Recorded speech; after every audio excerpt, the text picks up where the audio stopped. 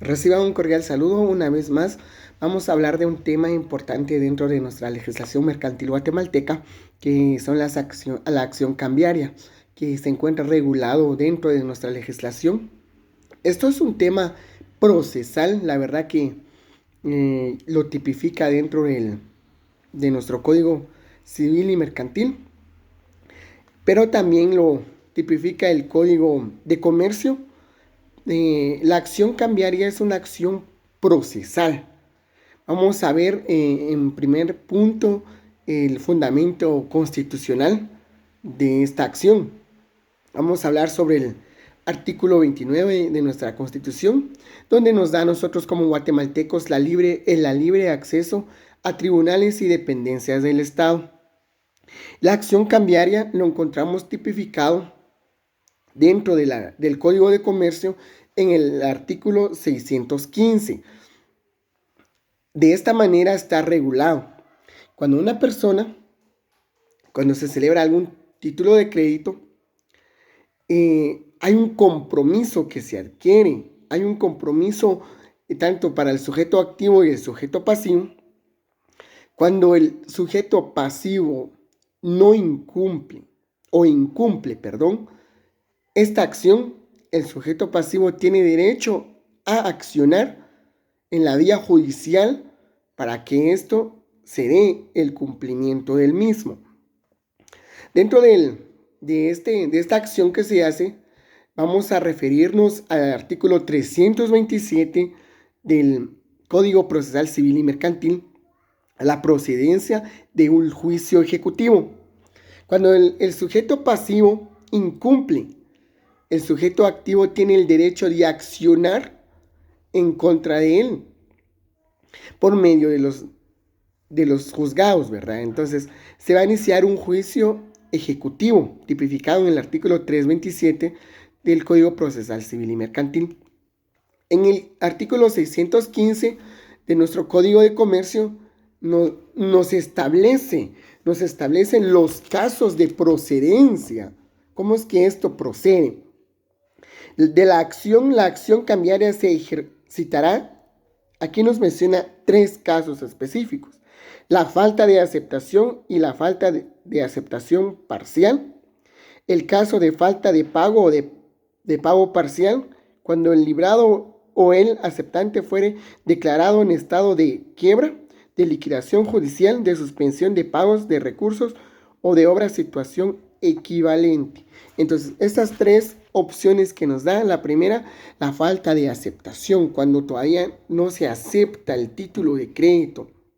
También nos habla del pago total o parcial. Cuando nos referimos al total y al parcial, nos estamos haciendo referencia entonces de que pueda que el título de crédito se haya pagado únicamente un 15%, 20% y faltarían un 85, 80%, uno puede accionar porque la ley lo establece. El sujeto activo puede accionar en contra del sujeto pasivo. Hay acción cambiaria directa, hay tipos de acciones cambiarias, las cuales está la acción directa que ya dije, la acción cambiaria de regreso. Son 2 formas que nos establece la ley, la legislación, de cómo uno acciona en contra del sujeto pasivo o en contra de sujetos. La verdad, el primero que nos dice la acción cambiaria directa, una persona A y persona D, son acciones de la persona a la persona D. ¿Por qué? Porque únicamente tenemos un sujeto activo y un sujeto pasivo. La acción cambiaria de regreso tenemos, por ejemplo, en contra de la persona A, la C, la D y la F, por ejemplo. Hay otros obligados. Independientemente del título de crédito, pueden haber más de 2 personas y a esto lo denominamos acción cambiaria de regreso. Entonces, ya tenemos ahora dos formas de acción cambiaria. La acción cambiaria, dentro de nuestro ámbito de estudio, nos da a nosotros la facultad de accionar para que se cumpla la obligación. de la obligación de qué. Muchos dirán, ¿qué obligación? Pero cuando nos referimos también a la acción cambiaria, tenemos que aclarar que la acción cambiaria se puede accionar a través de cualquiera de los títulos de crédito, no únicamente a la factura cambiaria o algún título cambiario. Entonces, no, cualquiera de los títulos de créditos, cheque, factura y otros que figuran en nuestra legislación, se puede accionar cuando no haya cumplimiento. Hay algunas excepciones que nos da aquí el artículo 619, la cual nos establece incompetencia del juez. Contra la acción cambiaria solo podrán oponerse las siguientes excepciones. Dice, incompetencia del juez.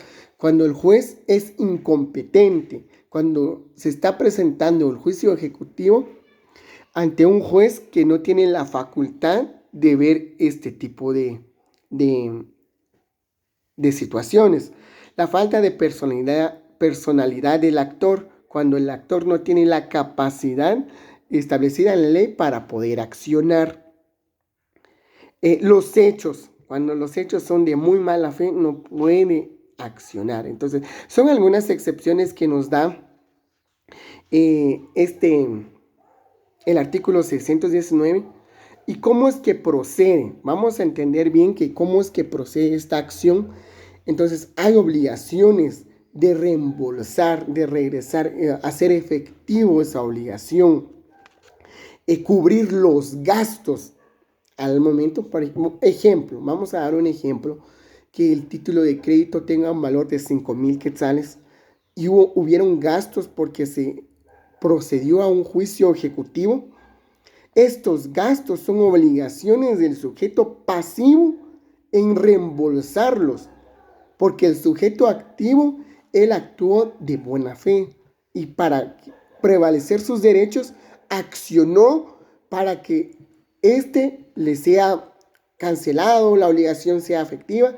Entonces, los gastos que generen, comisiones, esto los encontramos en el artículo 618, considerando que iniciar un proceso, una demanda, requiere gastos económicos, de traslado, de algunos gastos de viáticos, alimentación. Entonces generan gastos y esto tiene la obligación el sujeto pasivo de regresar ese dinero y hacer efectivo, además de la obligación pendiente a esclarecer.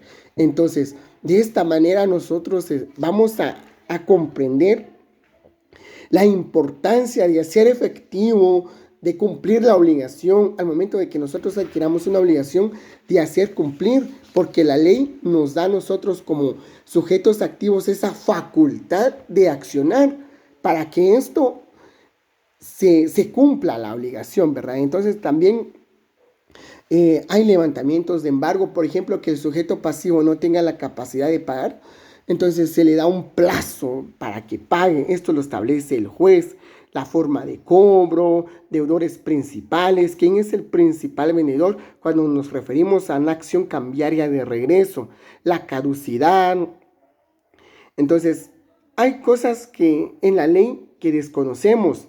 En este apartado de la acción cambiaria nos da a nosotros ese parámetro, esa facultad de accionar cuando nos vemos afectados dentro de este incumplimiento de deberes. Entonces, también vamos a hablar un poquito sobre el artículo 625 que establece la fuerza mayor.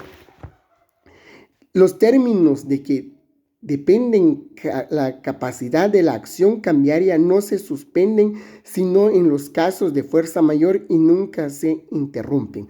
Este caso de fuerza mayor, por ejemplo, el sujeto pasivo murió o gravemente en el hospital agonizando, esa acción cambiaria se detiene porque ese sujeto pasivo no tiene la capacidad de defenderse. El derecho de defensa que nos da el artículo 12 de nuestra Constitución. Entonces se le da a él esta fuerza mayor, se le da a través de este artículo, el 625, que nos habla de la fuerza mayor. Entonces, de esta manera nosotros comprendemos un poco mejor este esta acción cambiaria de todo lo que acabamos de hablar. Espero que les sea de utilidad. Hasta en una próxima.